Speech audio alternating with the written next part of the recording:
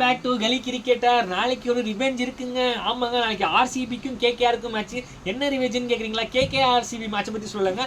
ஆக்சுவலாக மயங்க் அகர்வாலும் ஹர்ஷித் ராணாவுக்கும் ஒரு பெரிய கிளாஷ் நடந்துச்சு போன வருஷம் டாடா ஐபிஎல். அது எத்தனை பேர் ஞாபகம் வச்சிருப்பீங்க தெரியல. அந்த ஞாபகப்படுத்துக்காக நான் உங்களுக்கு இருக்கல, நீங்கள் ஏன் கவலை போறீங்க? நான் உங்களுக்கு ஞாபகப்படுத்துறேன். ஆக்சுவலாக அந்த ஒரு போட்டியிலேயே ஒரு சின்ன போட்டி, அந்த போட்டி இருக்குது. எனக்கு தெரிஞ்சு எப்படி மயங்க் அகர்வால் கண்டிப்பாக பிளேயிங் லெவலில் இருப்பார். ஏன்னா தேவதத் படிக்கல் பேரில் அவர் ரீப்ளேஸ்மெண்ட் பண்ணியிருக்காங்க.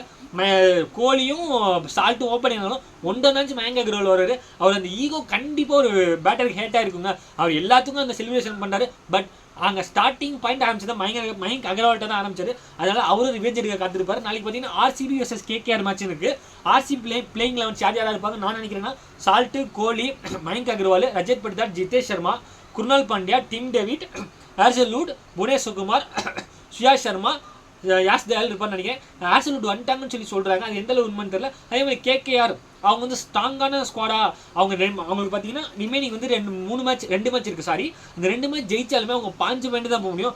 ஆர்சிபி பார்த்தீங்கன்னா 3 மேட்ச் இருக்குது. அவங்க 16 பாயிண்ட்டில் செகண்ட் இடத்துல இருக்காங்க. அவங்க ஒரு மேட்ச் ஜெயிச்சாலே கம்ஃபர்டபுளாக குவாலிஃபை ஆயிடுவாங்க. அதனால் மேபி ஆர்சிபி தான் ஜெயிப்பாங்கன்னு சொல்கிறேன். அப்படி நம்ம கேகேஆர் லெவன்ஸ் பார்த்தீங்கன்னா சுனில் நாராயண், குர்பாஸ் எப்படி ஆடுவார், ஒன்டன் ரஹானே, ரகுவன்சி, ரசூல், வெங்கடேஷ் பதிலாக யார் ரீப்ளேஸ்மெண்ட் சரியாக தெரில. ஆனால் அவர் அஃபிஷியலி வெளியே போயிட்டார். ரிங்கு சிங்கு, அப்புறம் பார்த்தீங்கன்னா ஹர்ஷித் ராணா அப்படின்னு சொல்லி அவங்க பிளேயிங் லெவன்ஸ் இருக்கும். அது சரியாக எனக்கு தெரில, டக்குன்னு மறந்துருச்சு. 2 பேர்த்துக்கும் நான் ஒரு போட்டி வந்து ஆர்சிபியில் நடக்குது. அதே மாதிரி ஆர்சிபியில் நடக்கிறதுனால அவங்க வந்து சோஷியல் மீடியாவில் என்ன ஒரு ஃபேனுக்கெலாம் ரெக்வஸ்ட் வச்சுருந்தாங்க, விராட் கோலி டெஸ்ட் ஜெர்சியை போட்டு வாங்கன்னு சொல்லியிருக்காங்க. அது எந்த அளவு நடக்கும்னு சொல்லி தெரில.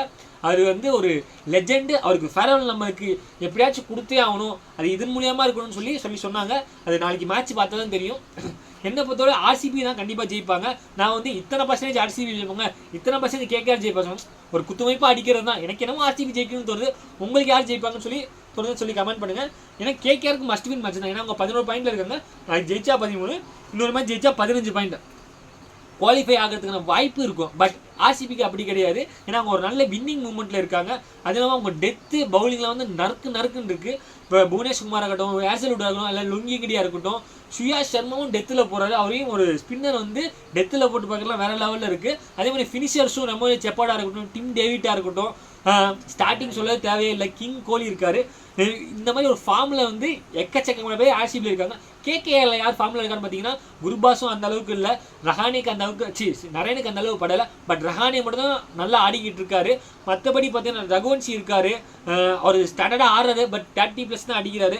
ரிங்கு சிங் அந்த அளவு ஃபார்மில்.